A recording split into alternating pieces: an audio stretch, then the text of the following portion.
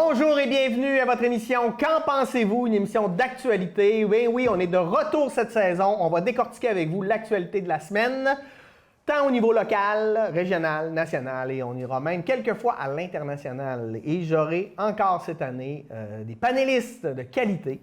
Cette semaine, Joanie Riendo. Bonjour Joanie. Bonjour Pierre. Ça va bien? Oui, passez un bel été.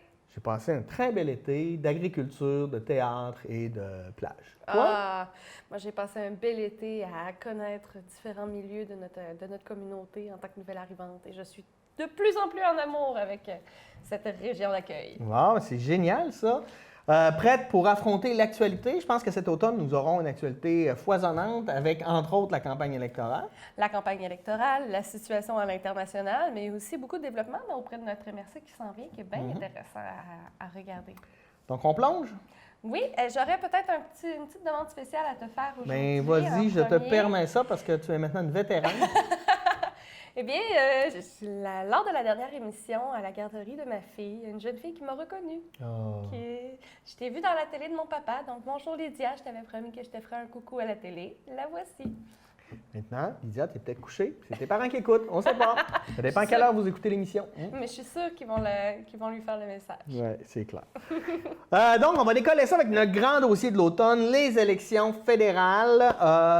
Donc, depuis le 11 septembre, 10 heures, Justin Trudeau, qu'on peut maintenant déjà appeler l'ancien premier ministre, parce que là, on ne sait pas si le chef du Parti libéral est allé voir la gouverneure générale, en fait, pour lancer la campagne électorale pour savoir qui nous gouvernera lors des 4 prochaines années, ou moins, dépendamment si on a un gouvernement majoritaire ou minoritaire. Avec toi, on va réfléchir à ça, en fait, tout le long de l'automne jusqu'aux élections. Oui. Commençons d'abord par les partis en présence. Donc, on va faire le tour des partis et j'aimerais que tu me dises quels sont d'où on part avec ces partis-là, où est-ce qu'on devrait aller et sur quoi on devrait travailler. On va commencer par les libéraux. Oui, on ne se le cachera pas. Chacun des partis au Canada n'ont pas la même chance, n'ont pas le même point de départ. Par exemple, le Parti libéral, pour commencer, a quand même un grand historique, a été reconnu, mais pas tout le temps pour les bonnes choses. Non, puis il ne faut pas oublier quelque chose, ils ont aussi, eux, un bilan à défendre, contrairement à la dernière élection. Oui, ils ont un bilan à défendre, incluant des scandales éthiques assez majeurs, SNC-Lavalin, la GACAN, plusieurs choses aussi qui sont à défendre sous le chapeau du premier ministre et aussi en tant que gouvernement. L'achat du pipeline aussi, il faut prendre en considération, qui a été fait dans le dernier mandat. Oui, ils ont réussi une promesse de la légalisation de la marijuana. Qui s'est relativement bien passé. Je pense que on avait peur, c'était un peu le bug de l'an 2000 avant que ça se passe. Mais maintenant, ils ont mis beaucoup de pression sur les gouvernements provinciaux et les gouvernements locaux.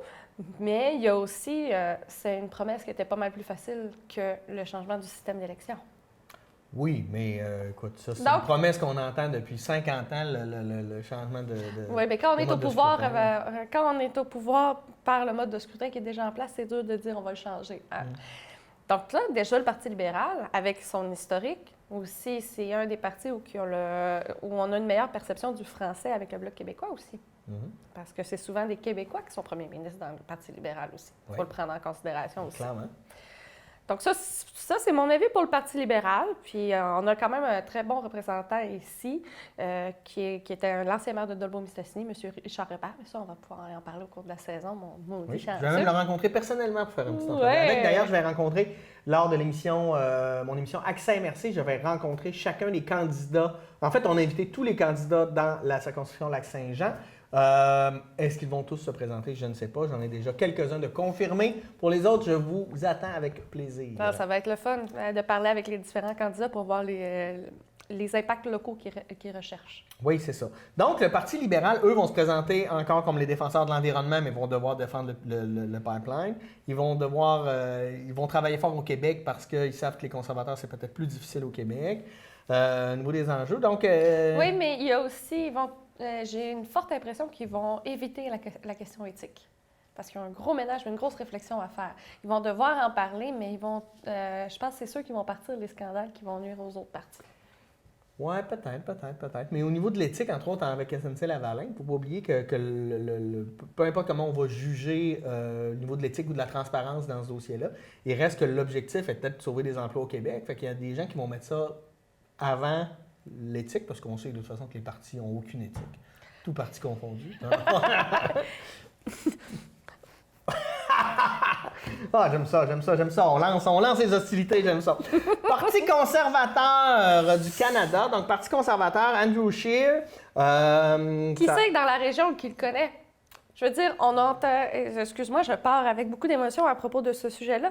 C'est qu'Andrew Scheer, on n'entend pas parler beaucoup depuis longtemps parce que, c'est un nouveau chef. 2, c'est la première fois qu'il va faire des élections. 3, il est-tu pro-choix ou il est pro-vie? Ou il est ni un ni l'autre? Hey, est-ce qu'il va avoir le contrôle sur ses députés? Ouais. Je peux faire une parenthèse là-dedans? Je suis tanné, moi, de l'appellation pro-choix, pro-vie. Moi, je trouve qu'on devrait faire pro-choix, anti-choix. C'est ça, le vrai débat. Là. En tout cas. Il y a toute une question de marketing. Ouais. On ne veut pas être anti. Il n'y a personne qui veut être marqué comme anti, donc ils ont décidé d'être pro-vie. Mais la vie de qui? En tout cas. C'est ça. En tout cas, la position au Québec est assez claire là-dessus, là, je pense. Oui, puis si vous voulez avoir des députés au Québec, il fallait qu'ils soient clairs là-dessus. Mais moi, je me demande, est-ce qu'il va avoir le contrôle sur ses députés? Parce que toute la réponse à ce scandale-là qui a été fait, c'est on ne peut pas empêcher nos députés de faire un projet de loi. C'est ce qui est vrai au niveau fédéral. Non, il peut faire une pression, mais il ne peut pas empêcher au niveau de la Constitution du Canada. Avec la ligne de parti, il peut réellement le faire. D'ailleurs, les libéraux l'ont fait. Ils ont des candidats qui sont pro-vie dans le Parti libéral, mais là, on a dit, vous ne pouvez pas amener le débat sur l'avortement. Donc, vous voyez que... Donc, on peut le faire. C'est une question que... le faire, c'est une autre chose. C'est ça. Est-ce qu'il va s'engager à ne pas le faire? Ça, c'est quelque chose de bien important à prendre en considération. De toute façon, on l'a vu dans le gouvernement, lors des précédents gouvernements Harper, il y a toujours un projet de loi privé qui venait d'un député d'arrière-ban conservateur qui voulait insidieusement changer la loi sur l'avortement. Ça va être leur... en tout cas, au Québec, c'est clairement quelque chose qui... Ça va être le plus gros bâton dans les roues. Ouais. Mais il y a un autre bâton dans les roues, c'est le Parti populaire du Québec. Le Parti populaire qui va sortir avec M. Maxime Bernier. Oui. Parce que c'est clair que les pourcentages de vote que M. Bernier va aller chercher, il les enlève aux conservateurs. Il les enlève aux conservateurs, mais j'ai l'impression qu'on va avoir notre Donald Trump, qu'on l'aime ou qu'on l'aime pas, il va sortir des affaires qui vont faire parler dans les médias. Et d'ailleurs, par exemple, Greta Thunberg. Ouais. Tu sais, le scandale de Greta Thunberg, qui est une jeune femme de 16 ans qui est activiste, mais qu'est-ce qui est particulier, c'est que ses actions ont été promues. Elle a traité... toute l'histoire Twitter à propos de Maxime Bernier, qui l'a traité de tous les noms sans connaître sans connaître la réalité de cette femme-là, parce qu'il l'a traité de désaxé. Donc, mais cette femme-là est pas mal plus au courant, puis elle a une opinion, puis une opinion basée sur la science, il faut le rappeler, non pas sur des... c'est que ses engagements sont vraiment représentatifs de ses valeurs, puis de ses valeurs qui sont appuyées par des faits scientifiques. Et elle va... on peut avoir des valeurs, mais elle va au-delà des valeurs en faisant des actions concrètes qui parlent. Par exemple, le transport envoyé. Oui, il y a un scandale au niveau des équipiers, mais l'image marketing, dire « je suis prêt à faire l'effort, à passer autant de temps », c'est important. Ceux qui veulent la dénigrer vont toujours trouver quelque chose pour écœurer le monde. Je veux dire, si dans la vie, quand tu es jeune, on ne t'écœure pas à cause de ton nom, on va t'écœurer à cause de ton nez ou de tes cheveux, peu importe. Quand tu n'aimes pas quelqu'un, tu vas tout faire pour le dénigrer. Puis c'est ce que je trouve plate de la part d'un politicien d'expérience, on ne le cachera pas. Maxime Bernier est quand même un politicien d'expérience qui a été pris dans un scandale à propos d'une mallette aussi. Il ne faut pas oublier cette mallette en question. Bien, il y a un culte de la personnalité qui s'est fait autour d'une jeune fille de 16 ans. Il y a un culte de la personnalité, ce qui fait qu'elle a des attaques de sa personnalité et non de ses opinions ou de ses valeurs. Et M. Bernier est rentré là-dedans. On l'a, d'un côté du spectre, on l'a complètement détruit en disant ce que tu as répondu n'a aucun sens, n'est pas appuyé par des faits. De l'autre côté du spectre, donc les gens qui sont de son parti, tu n'aurais jamais dû t'excuser. Donc là, on voit un peu que, est-ce que la personne, elle pense vraiment ses idées ou elle va chercher l'extrême droite. Moi, je pense qu'on veut, un peu à l'image de Donald Trump, on veut créer le momentum, on veut prendre le crachoir. Donc, on va tout faire pour l'avoir. Puis une fois que tu l'as, ben, c'est de la publicité. Tu sais, qu'on parle en bien ou en mal de toi, l'idée, c'est de faire parler de soi. Tu sais. Oui, mais là, tu m'as fait voir une nouvelle dernièrement avant l'enregistrement de l'émission. J'ai adoré ça. Maxime Bernier contre Maxime Bernier. Oui, le parti Rhinocéros qui va présenter un Maxime Bernier face à Maxime Bernier c'est la même circonscription. Ça me fait très rire. Je ne sais pas si tout le monde sait à l'antenne qui est le parti Rhinocéros, mais c'est un parti à valeur parodique. Ouais. Qui a pour but, c'est pas tant d'être au pouvoir. C'est un parti qui est légal. Oui, il est légal, il est enregistré, il est connu, mais c'est pour démontrer les aspects ridicules souvent des élections fédérales, donc ça va être très intéressant à suivre. Revenons aux conservateurs, parce qu'on a un peu dévié. Oui.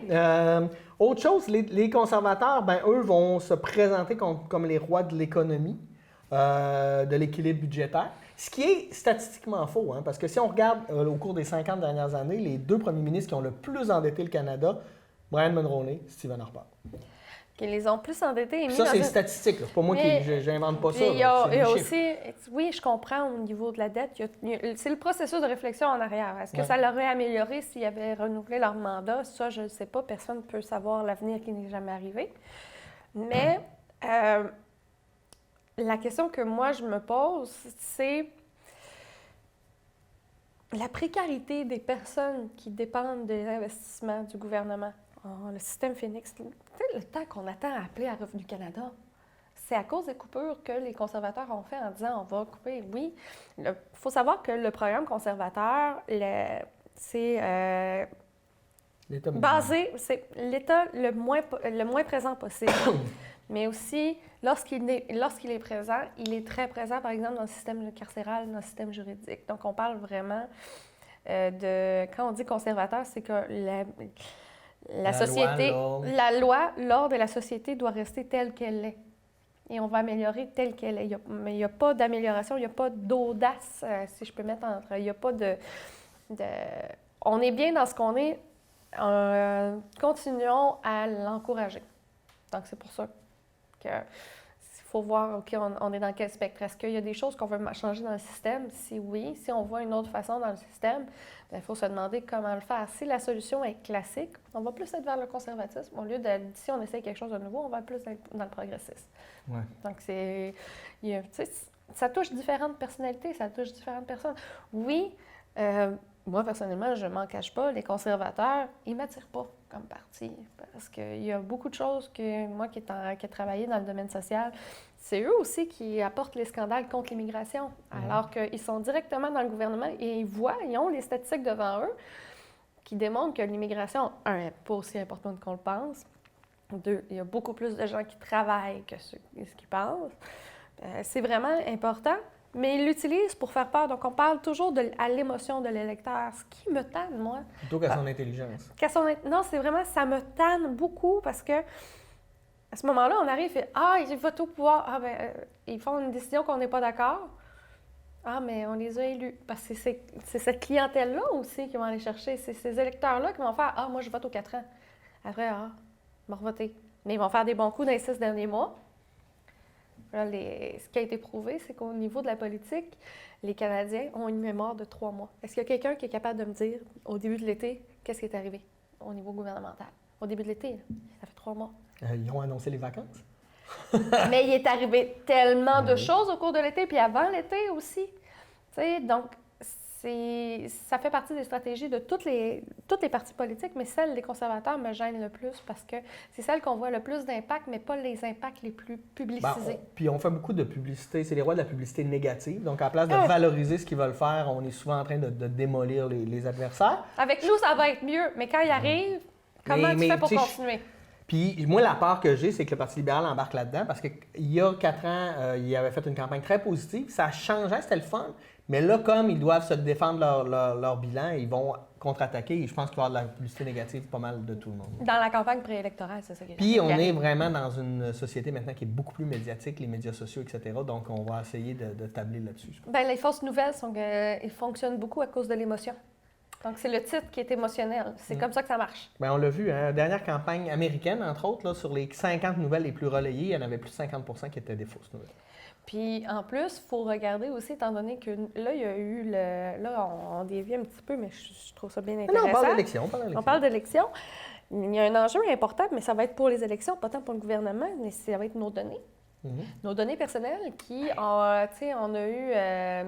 Cambridge Analytica, non, je ne veux pas parler exactement des données personnelles au niveau bancaire, mais je parle des données personnelles, nos goûts, nos amis, vraiment, comment on va faire. Bien, c'était ça, quand on a entendu parler de Cambridge Analytica avec la dernière élection américaine, c'est quelque chose que présentement, le CRS, le SCRS, le Service canadien de renseignement et de sécurité, surveille énormément pour pas qu'il y ait d'intervention extérieure au Canada pour les résultats d'élection. Parce que c'est ça, les données. Les pubs qu'on voit sur Facebook, là, vous avez juste le temps de passer un grille Panini que vous avez plein de pubs de grille Panini. Imaginez les élections. Les élections qui ont un poids sur l'avenir de notre gouvernement. Non, les algorithmes sont insidieux. Hein? Les algorithmes, mais ceux qui ont accès aux algorithmes aussi, parce que ceux qui travaillent dans le domaine de la publicité le savent.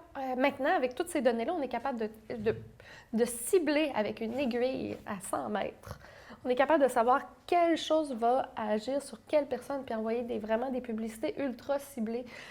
Puis qu'est-ce qui est arrivé avec Cambridge Analytica? C'est arrivé à 2 endroits. Il est arrivé au gouvernement aux États-Unis, mais aussi dans la campagne du Brexit. Oui. Bien, c'est qu'ils ont ciblé les indécis. Oui. Et c'est ça qui fait la grosse différence. Revenons à nos partis. Oui. Là, on avait parlé un peu, donc, libéraux, conservateurs. Bloc québécois. Bloc québécois, première année sans Gilles Duceppe. Ben oui, depuis... Première édition du Bloc sans Gilles Duceppe, avec beaucoup d'instabilité face à leurs 2 changements de chef depuis la dernière élection. Ben, je pense qu'ils veulent mettre de côté l'épisode de Martine Ouellet. Ils vont peut-être vouloir le mettre, mais ça ne veut pas dire que les autres partis vont le mettre de côté. Ouais, en même temps, j'ai l'impression que ça ne sera pas... ça ne sera pas le grand sujet. Non. Je vais te dire, franchement, ça ne sera pas le grand sujet parce que tout le monde a de l'instabilité dans ces partis-là. La question du Bloc, la question qui est posée depuis 1993, depuis la création du Bloc. Quelle est son utilité? Ben oui. Est-ce que c'est encore pertinent d'avoir un parti souverainiste au fédéral? Est-ce que ça n'enlève pas du poids aux partis souverainistes provinciaux? Est-ce que, comme ils ne prendront jamais le pouvoir, est-ce que ça a une utilité? C'est ça les questions qu'eux se font toujours poser. Et ils ont toujours des réponses en disant non, on est. Puis certains députés ont même démontré que même en étant dans la position, ils étaient capables de faire avancer des dossiers puis de défendre le Québec. Est-ce que c'est tout le temps le cas? Là, c'est la question qu'on doit se poser avant de se dire est-ce qu'on vote pour le Bloc québécois ou non? Qu'est-ce que tu en penses? Le Bloc québécois a son utilité lorsqu'on n'a pas d'attachement à un autre parti, selon moi. Parce que le Bloc, statistiquement, il est impossible d'être majoritaire. Mais non. Parce qu'il y a seulement des candidats au Québec. Et le Québec n'est pas 50% du pays. C'est automatique. Donc, il ne peut pas être majoritaire, il ne peut pas... Mais lorsqu'on arrive avec des situations où que, grâce au Bloc, on arrive à mettre une opposition forte et que le gouvernement est minoritaire, il doit être obligé de négocier avec le Bloc québécois. C'est là où il y avait un beau levier. Là. Il y avait vraiment un levier décisionnel. C'est quand, dans un gouvernement minoritaire, tu as parfaitement raison. Mais est-ce qu'ils l'ont bien utilisé à l'époque d'Arpas? Pas toujours certain. L'époque d'Harper, est-ce qu'il était première ou deuxième opposition? Peu importe, Harper était obligé d'avoir un des 3 autres partis pour adopter n'importe quel projet de loi. Un des 3 autres partis devait l'appuyer, donc ils avaient, s'ils le voulaient, un poids décisionnel. C'est le s'ils le voulaient, puis au cours des dernières années, il y a tellement eu d'instabilité, puis ils sont encore. Ils sont encore. Je pense que ce parti-là a son utilité, mais laquelle? C'est ce que je me pose comme question. Parce que même au Québec, on est instable face à notre avenir en tant que pays, si on veut devenir un pays indépendant. En tant que gestion d'immigration, à plein de choses, on est trop instable pour se dire on se rassemble en arrière d'un même statut. Lorsqu'on a eu le Bloc québécois, lorsqu'il est arrivé, c'est vraiment au cours des référendums. Puis là, on avait vraiment un axe important. On avait un point sur lequel se rassembler tous ensemble. Mais le Bloc québécois, présentement, dans sa formule, il me donne franchement l'impression de ne pas répondre à la majorité des Québécois. Ils sont encore en train de se chercher sur c'est quoi leurs valeurs, c'est quoi l'immigration. Est-ce qu'on a-tu déjà entendu parler, le Bloc québécois, donner leur avis sur l'immigration? Oui, ils vont réagir, mais ils n'ont pas de point, ils n'ont pas de point en particulier. Donc, c'est comme, je te dirais que c'est les mêmes réflexions qu'on a eues sur le Parti vert à travers le Canada. Sont-ils juste pour l'environnement? Le Bloc québécois, sont-ils juste pour la souveraineté du Québec? Non. Comme le Parti vert ne l'est pas. Mais étant donné qu'on ne les connaît pas assez, on ne connaît pas encore assez ce qui est autre dans leur programme, c'est ce qui rend la décision assez mitigée de choisir le Bloc québécois. On peut la prendre comme par principe, mais au Québec, on a une grande tendance à voter, surtout dans la région, on a une grande tendance à voter pour les gagnants pour avoir du pouvoir décisionnel. Parce qu'il ne faut pas oublier que le secteur de Lac-Saint-Jean, oui, ça, rappelez-vous-en, vous êtes les électeurs en question. Le comté de Lac-Saint-Jean puis le comté de Lac-Saint-Jean-Est, dans les deux paliers de gouvernement, est considéré comme un territoire thermomètre. C'est assez changeant pour dire que ils vont se fier aux résultats du secteur Lac-Saint-Jean pour savoir qui va être au pouvoir. OK. Donc, c'est vraiment... Comté baromètre. Oui, comté baromètre. Merci beaucoup. Là, j'ai aimé ça, ton comté thermomètre. Mais comté baromètre, c'est un collègue de travail qui m'a fait remarquer ça. Donc, est-ce que c'est tant pour nos valeurs que pour avoir le pouvoir ou avoir accès au pouvoir? C'est une question qu'il faut se poser en tant que... Parce que au cours de l'été, étant donné qu'on avait l'odeur d'élection qui s'en venait, on en a beaucoup parlé dans les différents milieux. Puis on s'est posé la question, est-ce que c'est mieux d'avoir un parti qui est flexible, qui va vers le pouvoir, ou un parti qui reste avec ses mêmes... pas un parti, mais un comté qui va toujours être sur le même, ou un comté qui change selon les pouvoirs qui vont être en place? Les deux, ça indique quoi? Oui. Il faut se poser la question, il faut pas se poser la question individuellement, parce que la réponse qui en m'a beaucoup remis, puis on a réfléchi beaucoup là-dessus, c'est est-ce que les gens ont conscience de leur impact de leur vote? Parce que... Moi, c'est tout un autre... Oui, mais je vais donner juste une chose, c'est que les gens, ils pensent que les gens que j'ai côtoyés qui m'ont parlé, et je ne pense pas que c'est la majorité, mais quand même assez intéressant, pensent que si leur vote va à un parti qui ne va pas au pouvoir, c'est un vote perdu. Alors que chacun des votes qu'un candidat reçoit, c'est plus d'argent à la campagne suivante. C'est vraiment dire il y a une valeur qui est mise, il y a aussi un impact qui est mis plus... Donc, il faut vraiment voter selon nos valeurs, selon ce qui nous intéresse et non selon les possibles bénéfices si la personne est au pouvoir. Puis, techniquement, il y a d'autres choses. C'est que la manière que notre système électoral est fait, donc uninominal à un tour, on doit voter pour le meilleur candidat dans notre comté et on devrait faire fi en fait du chef là, puis du parti qui va être au pouvoir. Mais encore là, étant donné la médiatisation... Ouais. Ben, on fait des campagnes de chefs, on ne fait plus des campagnes d'idées. Là. Mais c'est parce que les grands pouvoirs, les grandes décisions se font où? C'est pas notre député. Notre député va avoir de l'impact, mais ne va pas prendre des décisions au niveau local. Il va avoir de l'impact. C'est pas lui qui va décider. Donc, ça serait toute une émission ensemble à parler sur le système électoral canadien. Oui, ça me dérange pas. Ça me fera plaisir de faire ça avec toi, étant donné ton milieu. Maintenant, tu en as parlé, Parti vert. Parti vert qui a le vent dans les voiles. En ce sens qu'ils allaient chercher 2, 3, 4 puis là, on sont autour de 10-12 Oui, la Colombie-Britannique qui est un très beau potentiel pour eux. Ils ont grugé beaucoup de votes, entre autres au NPD. Hein, ça va se battre pour la gauche, là, Theresa May n'est plus tout seul. Et puis, autre chose que je voulais dire, mais eux, comme tu l'as si bien dit, c'est que l'enjeu principal, ça va être de se définir au-delà de l'environnement. Parce que c'est quoi que vous avez à proposer d'autre? C'est beau, là. On est d'accord, l'environnement, c'est important. Maintenant, qu'est-ce que vous allez faire pour l'économie, pour le transport, pour le travail, pour... Bon. La justice, pour l'immigration, tout ce qui est en lien avec le gouvernement canadien. Donc, c'est ça. Étant donné non plus qu'ils n'ont pas le devant de la scène, c'est un peu dur. Donc, c'est comment ils vont utiliser. C'est là que ces partis-là vont avoir un gros avantage d'utiliser les médias sociaux pour faire valoir pas seulement l'environnement. L'environnement, c'est leur locomotive. C'est leur locomotive parce qu'on les sont reconnus pour ça, puis ils ont des idées très intéressantes. Et après? Oui, c'est ça. Et une locomotive, si elle n'a pas de wagon en arrière, ça apporte pas... ça va loin. Ouais. Ça va où? Puis une autre chose, c'est qu'ils ont un député en ce moment. S'ils se ramassent avec 7-8 députés, c'est une grande victoire, mais on s'entend que les possibilités qu'ils prennent le pouvoir sont absolument... Il faudrait vraiment une élection en 40 jours, peut-être, qui soit spectaculaire. Oui. Parce qu'on a eu ça avec le NPD. Il y a quelques élections. De Jack Layton. Avec Jack Layton, qui est encore une élection par chef, là, une campagne selon les chefs. Mais Moi, je souhaite voir une élection comme ça. Je ne sais pas qui va être au pouvoir, je n'ai pas la prétention de le savoir, mais une élection où on va se dire il y a des nouveaux visages, il y a des nouveaux programmes qui avancent au lieu d'être du bipartisme. Là, ce qui est le fun, c'est que contrairement aux États-Unis, oui, on n'est pas tant bipartiste que ça, là, avec le NPD qui est rentré, avec le Bloc qui est rentré. Ouais. Mais Je dis pas qu'ils ont toutes la même chance d'aller au pouvoir, mais on parle pas juste de ces deux partis-là. Le problème, c'est que comme on a fonctionné longtemps avec le bipartisme, on a beaucoup de difficultés et on démonise beaucoup les gouvernements minoritaires quand c'est hyper sain, là. Quand on sait gérer un gouvernement minoritaire, regardez Angela Merkel en Allemagne, 12 ans de gouvernement minoritaire, première économie d'Europe. Je veux dire, ça fonctionne si on veut travailler ensemble. Le problème, c'est qu'ici, quand on a un gouvernement minoritaire, les gens ne veulent pas travailler ensemble, ils veulent s'affronter. Tandis que l'idée du gouvernement minoritaire, c'est « Hey, on va se parler avant de décider ». Il me semble qu'il y a quelque chose de sain là-dedans. Bien, de là l'importance de la manière dont on vote. Mm-hmm. C'est quand même un pouvoir important que nous avons au Canada, de la manière dont on vote, parce que si on vote toujours pour celui au pouvoir, bien, ils vont juste avoir le goût d'aller plus vite en élection pour avoir majoritaire puis pouvoir faire ce qu'ils veulent.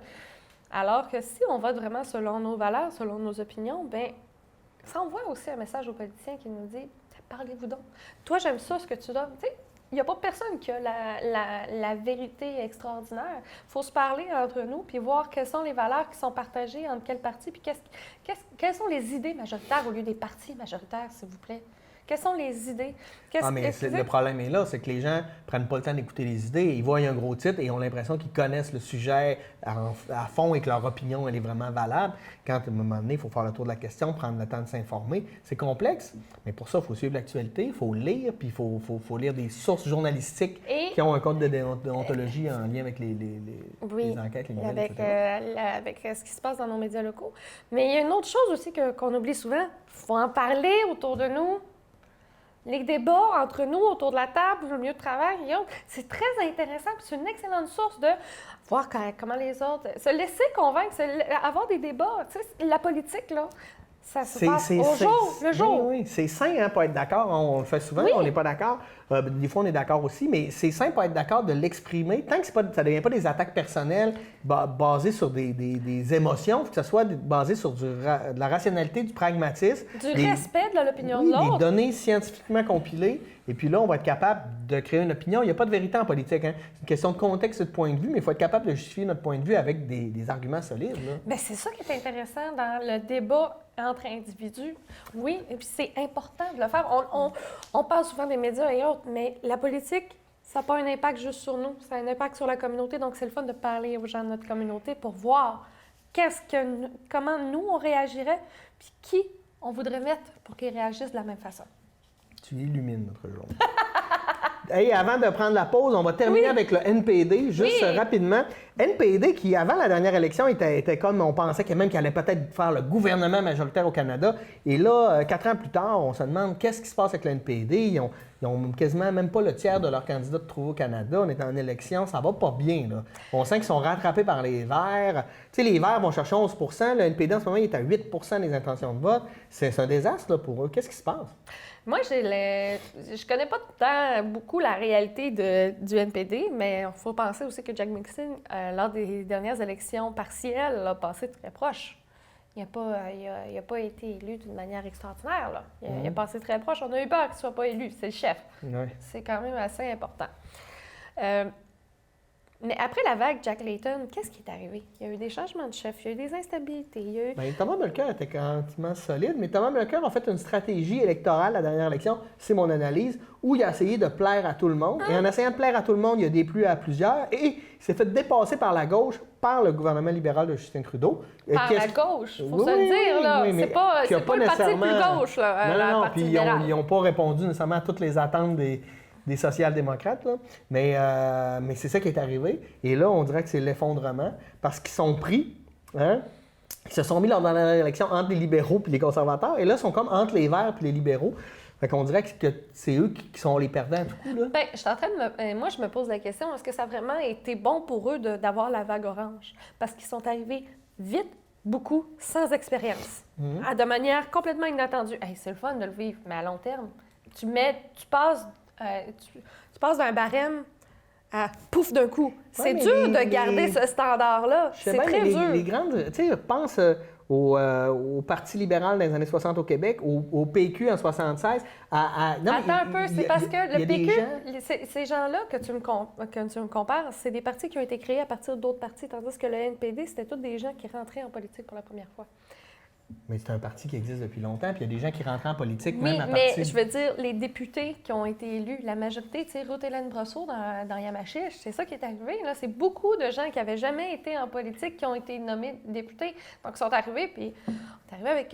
même s'ils n'étaient pas au pouvoir, même s'ils étaient un troisième... Mais il y en a tout le temps de ça. Puis moi, je trouve que des fois, on parle de politiciens d'expérience, je trouve que c'est les plus véreux puis les plus groches, tandis que les gens, le 109 qui arrive, là, eux, là, oui, ils ont tout à apprendre, mais mon Dieu Seigneur, ils ont encore la naïveté de sortir du paradigme, de vouloir changer les choses au lieu d'être pris dans l'espèce de... Non? Je suis d'accord avec toi. Bon, mais arrête de m'obstiner. C'est une blague. Ce que moi, j'allais dire, c'est... mais entre toi puis moi, combien de personnes au Canada pensent la même affaire? Parce qu'on dit une chose et son contraire. On dit, on veut des gens qui ont des nouvelles idées, qui arrivent, puis qui changent les choses. Mais pas trop vite, s'il vous plaît! On va voter pour l'homme blanc hétérosexuel. L'homme blanc hétérosexuel, 5 ans d'expérience en politique, tu sais... T'as raison. Hey, je t'arrête là-dessus. Nous, on s'en va en pause et on revient tout de suite après avec la suite de l'émission. On va sortir des élections, on va parler de d'autres choses. Oui. À tout de suite!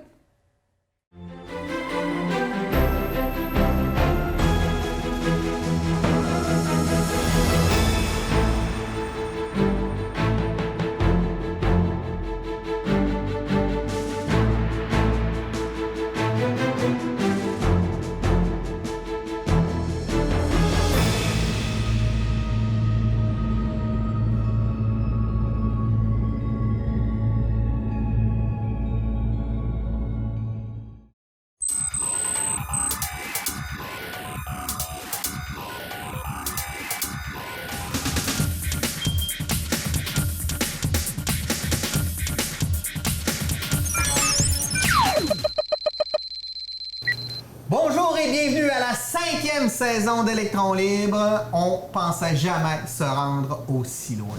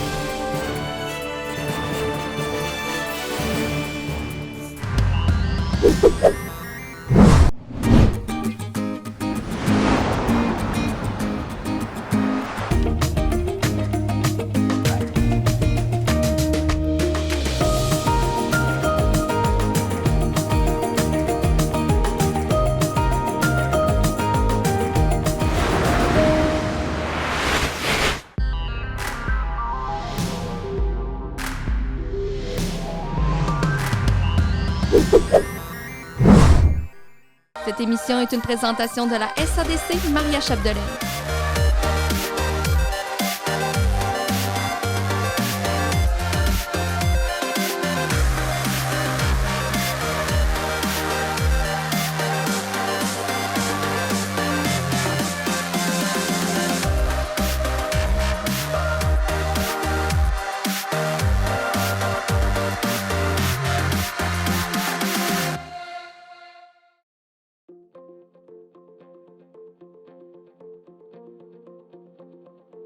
Nous pourrions tous, un jour ou l'autre, être touchés par un problème de santé mentale.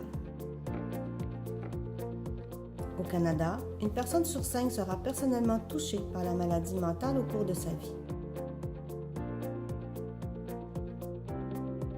Prenez en main votre santé mentale en adoptant de saines habitudes de vie.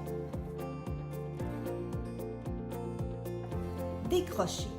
Pratiquez des activités valorisantes. Mangez bien, bougez.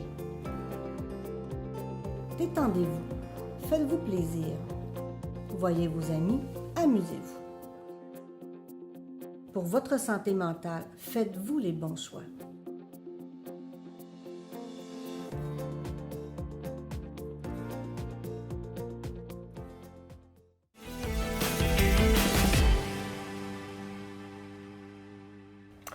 On est de retour. J'espère que vous avez profité de votre pause pour faire quelque chose d'extraordinaire.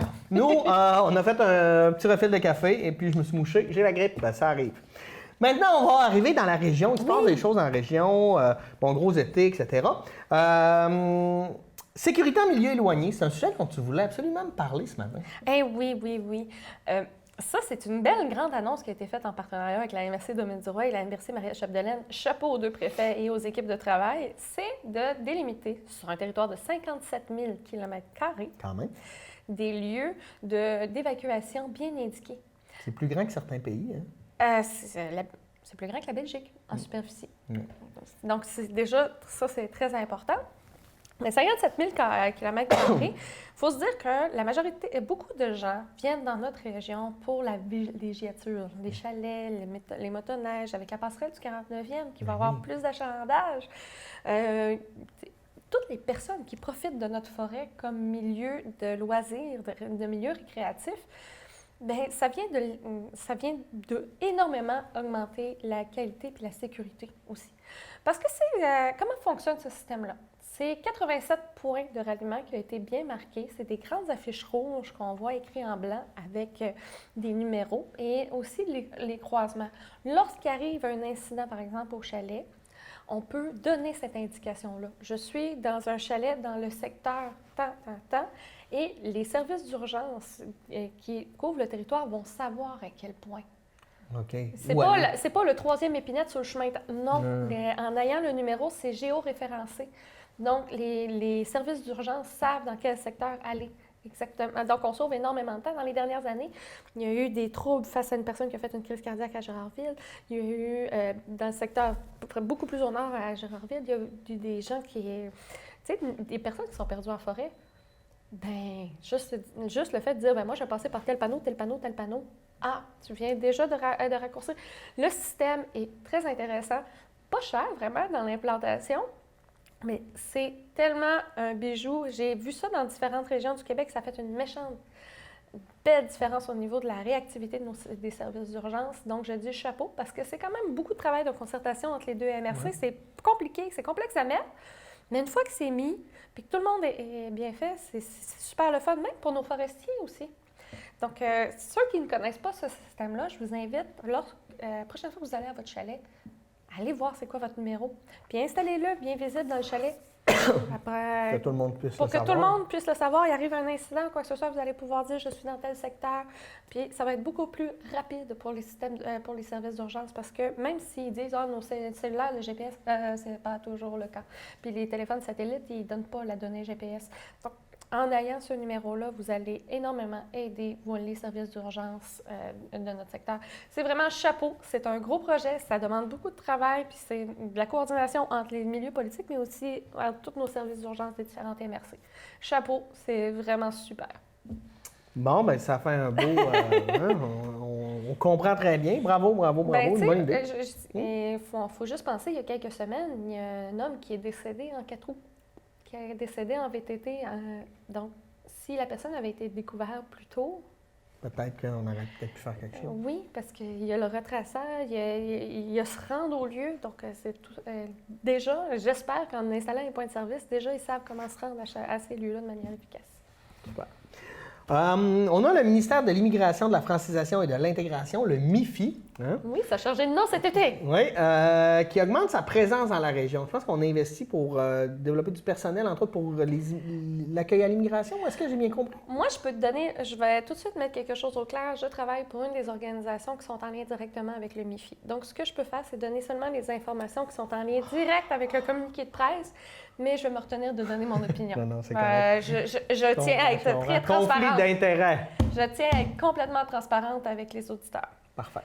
Le MIFI, qui s'occupe vraiment de la relation de nos immigrants, ça, c'est quelque chose qui est partout pareil à travers le Québec. C'est un nouveau projet qui va permettre à chacun des comtés d'avoir ce qu'on appelle des conseillers en intégration. Les agents d'intégration qui vont être embauchés par le gouvernement du Québec vont aider les immigrants et les entreprises à faire un mariage efficace. Donc, prendre un immigrant de Montréal, puis trouver un emploi, l'aider à trouver un appartement, trouver des ressources, Puis aussi aider l'entreprise à l'intégration d'une culture différente. On a déjà parlé régulièrement de ces services-là, puis ça fonctionne bien.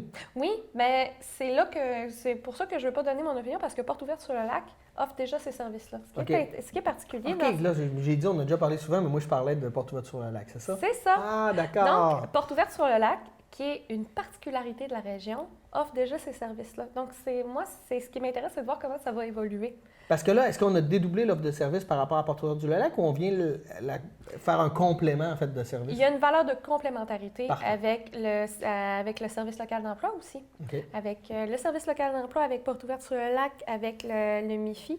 Donc, on recherche à être en complémentarité parce qu'au Lac-Saint-Jean, on a déjà 4 agents d'intégration d'expérience qui aident les gens à se trouver un appartement, des cours de francisation, intégration au travail.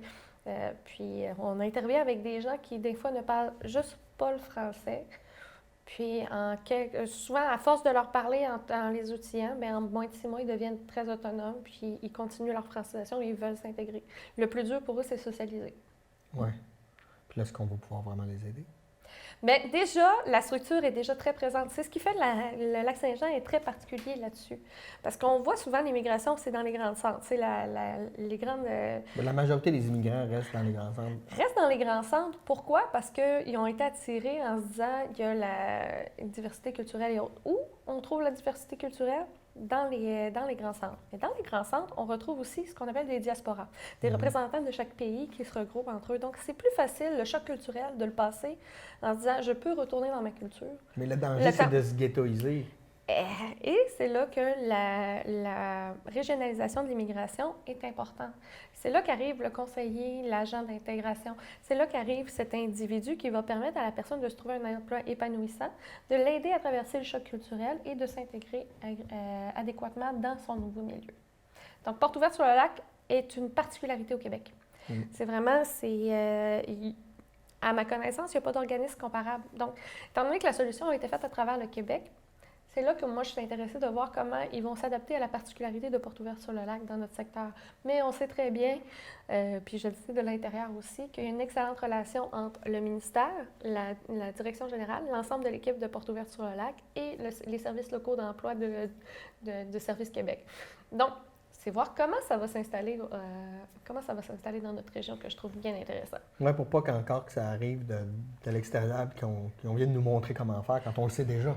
Bien, surtout que le modèle, à ce que j'en ai compris du projet, c'est que le modèle est calqué sur ce que Porte ouverte fait déjà. Donc, c'est à voir comment ça va s'intégrer. Puis, faut aussi se dire, faut se poser la question comment ça va fonctionner pour la personne immigrante. Est-ce que c'est la personne immigrante va aller tout de suite vers l'agent du MIFI et transposer à Porte ouverte sur le lac? Ou à Porte ouverte sur le lac, il faut absolument qu'il passe par le MIFI. Ouais. Donc, il y a cette chose-là qu'il faut prendre en considération aussi. Mais ça, j'ai pas peur. Avec les partenaires du ministère de l'Immigration que nous avons dans le secteur, qui sont super compétents, super agréables à travailler, je suis confiante. Puis avec la direction générale de Porte ouverte sur le lac, je suis très confiante que ces deux entités-là vont travailler conjointement pour qu'un travail fluide et efficace, autant pour nos citoyens qui t'accueillent, parce qu'on parle souvent de l'immigration, mais il faut parler aussi des citoyens qui accueillent. C'est pas facile. Puis on ne se cachera pas, là, c'est rencontrer des gens d'une autre culture, avant d'y être confronté, ça fait peur. Ça fait peur, mais il faut les accompagner aussi. Donc, c'est voir vraiment comment ça va se faire, parce que le système d'immigration puis le système d'intégration, d'inclusion sociale puis d'accueil, c'est tout. Il y a tellement d'acteurs à prendre en compte que comment le travail va être dispersé. Bien intéressant, on a hâte de voir ça. Tu pourras nous faire un suivi de semaine en semaine. Comme je t'ai dit au début de ce sujet-là, moi, je parle vraiment selon les informations qui sont. Je ne peux pas te donner mon opinion là-dessus. Mais il me fera plaisir, avec l'autorisation de la Direction générale de Porte ouverte sur le lac, de transmettre les messages si nécessaire. Parfait, j'aime ça, je clique j'aime.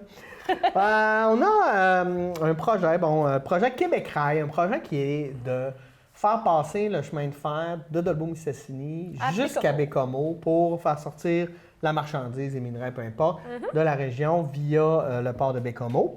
Maintenant, il y a des gens qui font création d'emplois, on pourrait sauver des trucs comme plus avoir de projets de port sur la rive nord du Saguenay parce qu'on pourrait prendre les métaux dans le bois directement et les amener. Le transport routier?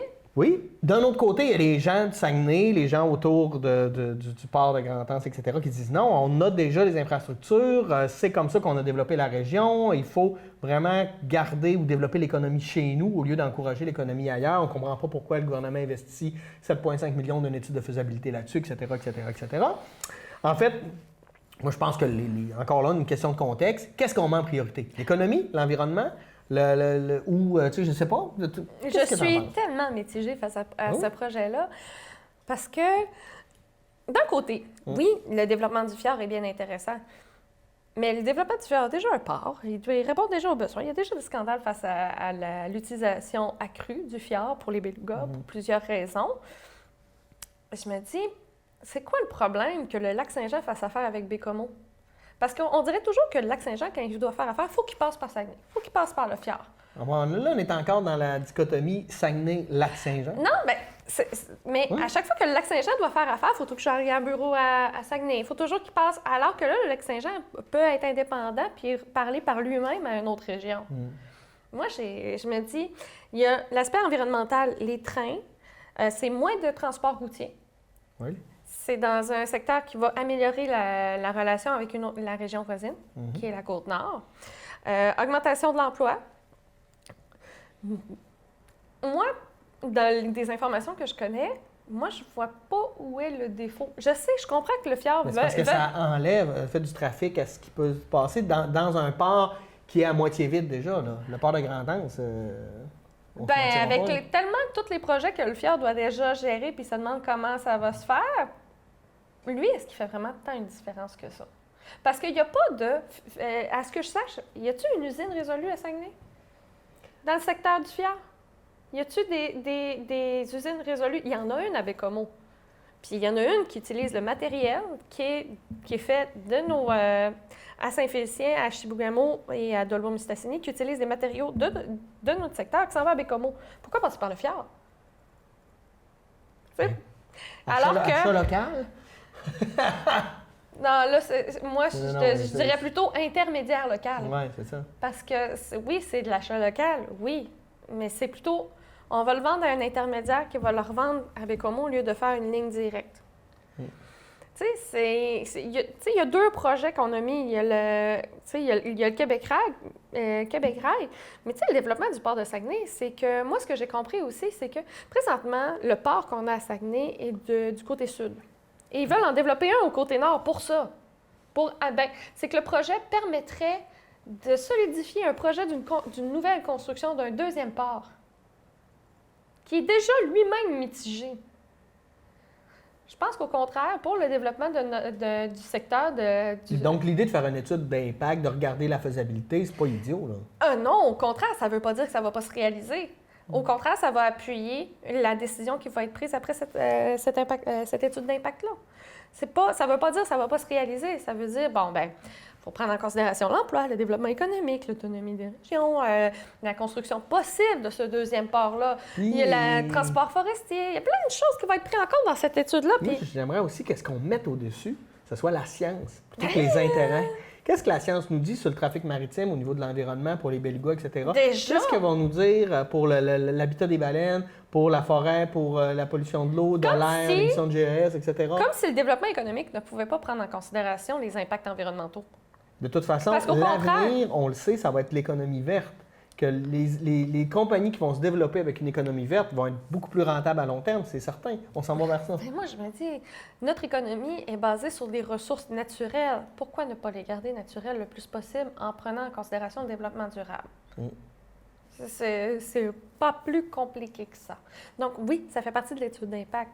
Moi, avec les informations que j'ai, et je ne suis pas chercheuse, je ne suis pas scientifique, je ne... Mais non, t'es qui, toi, d'ailleurs, pour être ici? Je suis une citoyenne avec beaucoup d'opinions. Effectivement. Je viens de te répondre à ta question. Moi, je ne vois pas où est le problème avec Québec Rail, à part, on passe pas par le fjord. Ouais. On passe pas par Saguenay. On passe pas... Non, on est indépendant. On décide de ne pas être Saguenay-centriste. On décide d'être indépendant puis de faire le lien entre Pardon. C'est bon. Mais à quelque part, c'est correct pour eux, à Saguenay, de défendre ce point de vue-là parce qu'ils veulent que ça passe ici. Mais En fait, en ce moment, ce que j'entends, c'est que les gens à Saguenay qui sont contre le projet, mais j'entends pas les gens du lac être pour. Est-ce que les gens du lac sont vraiment au courant des impacts face au fjord? Oui. Est-ce que les gens du lac se sont... parce que, Pardon. présentement, les gens du lac savent juste que Québec Rail, parfait. Est-ce qu'ils savent qu'il avait été envisagé de transporter par le... Est-ce que ça a déjà été envisagé dans le projet initial aussi? Parce qu'il ne faut pas oublier que, oui, il y a un impact politique, mais en premier, c'est un projet privé. C'est un projet des forestières. Donc oui, il y a un impact politique. Dans le fond, la politique peut bloquer ou peut aider, mais ne peut pas décider. Elle n'est pas décidée en donnant des permis. Oui, bel enjeu. Et moi, pour un développement économique efficace et durable qui Et nous local. permet de l'autonomie. De l'autonomie, j'aime ça. Deblaume-Mistassini forme un comité consultatif pour le développement économique. Tu voulais parler de ça, toi? Oui, je voulais parler de ça parce que pénurie de main-d'œuvre, développement économique, est-ce qu'on fait partie du développement durable? Je trouve que c'est un beau lien avec notre dernier point. À quoi ça sert un comité consultatif? On a une nouvelle direction du développement d'entreprise. Ben oui, à quoi ça sert? Bien, je pense que ça sert à l'appuyer. Puis c'est une bonne chose d'avoir des opinions des entrepreneurs de la région et des gens qui vivent de l'impact de ce développement-là. Mais aussi voir d'autres solutions, puis arrêter de se regarder juste nous, c'est quoi nos problèmes au niveau de notre main-d'œuvre, puis regarder qu'est-ce qui se fait ailleurs. Parce qu'au niveau de la main-d'œuvre, on ne se le cachera pas, dans certains cas, c'est un problème de gestion des ressources humaines plus que de disponibilité, parce que la main-d'œuvre est disponible, mais est-ce qu'elle a le goût de travailler dans les conditions que tu offres? C'est autre chose. Est-ce que tu es capable de donner les conditions nécessaires pour que la personne ait le goût de travailler? Est-ce que c'est à l'entreprise de faire des changements ou la municipalité, les différents paliers de gouvernement peuvent faire des changements pour aider la main-d'œuvre à venir s'installer? Pas juste des subventions. Est-ce qu'il y a d'autres alternatives que la main-d'œuvre qui peut être prise en considération? Par exemple, la robotisation de certains éléments. C'est pour ça que je trouve ça bien intéressant parce que aussi dans le développement économique, ça a un impact sur l'urbanisme à Dolbeau-Mistassini. Où c'est qu'on va mettre les quartiers industriels? Comment on va faire la valorisation des produits forestiers tout en ayant un développement durable? Comment on va encourager nos startups? Donc, il y a plein de choses qui vont être bien intéressantes à voir. Puis, la question qu'on m'a déjà posée à ce sujet-là, bien, la Chambre de commerce, ça sert à quoi? La Chambre de commerce, c'est un rassemblement des entrepreneurs pour aller chercher plus de formation, mais ils ne sont pas dans les décisions municipales. Donc, oui, ils ont un impact, mais pas autant que les membres du comité consultatif. Mais qui restent consultatifs, donc ils n'ont pas de pouvoir de décision. Ils sont là comme engagés comme consultants pour donner un avis, une opinion, une expertise. Un avis, une opinion, une expertise, un point de vue, une expérience aussi. Il n'y a pas juste... Tu sais, quand on parle d'expertise, on peut avoir des expertises au niveau théorique, mais un entrepreneur de notre région qui a fait un essai d'un nouvel équipement ou d'une nouvelle manière de travailler, qui a dit « Hey, ça, il faudrait qu'on aille plus dans la région, ça nous augmenterait en efficacité. » Le comité consultatif, oui, va donner des idées, mais va aussi donner leur juste sur les réels problèmes qu'on a. Parce que ce qu'on voit dans les médias, puis les problèmes qu'on voit à l'interne, c'est que les entrepreneurs sont, pour en être une moi-même, on est bien gênés de dire c'est quoi nos vrais problèmes. C'est quoi tes vrais problèmes? Mais moi, j'ai un problème de main-d'œuvre, mais j'ai un problème aussi de valorisation de mon entreprise parce que c'est un milieu qui est assez particulier. Puis c'est un milieu quand même assez politique. Donc, s'il y a quelqu'un qui n'est même pas dans le milieu politique, bien, je me retrouve un peu le bec à l'eau. Donc, fais attention à ce que tu dis. C'est pour ça que je ne vais pas plus loin. C'est pour ça que je ne vais pas plus loin. Mais je veux dire, c'est le genre de choses que les gens ne sont pas au courant, puis que les gens au développement économique à la municipalité, on ne l'avait pas vu, ce problème-là. Puis c'est un problème qu'on peut régler. Ah ouais. Donc, c'est pas juste dire on va trouver des solutions, c'est aussi on va mettre sur la table les enjeux qu'on ne connaît pas, qui peuvent faire une méchante différence sur le développement économique de notre secteur.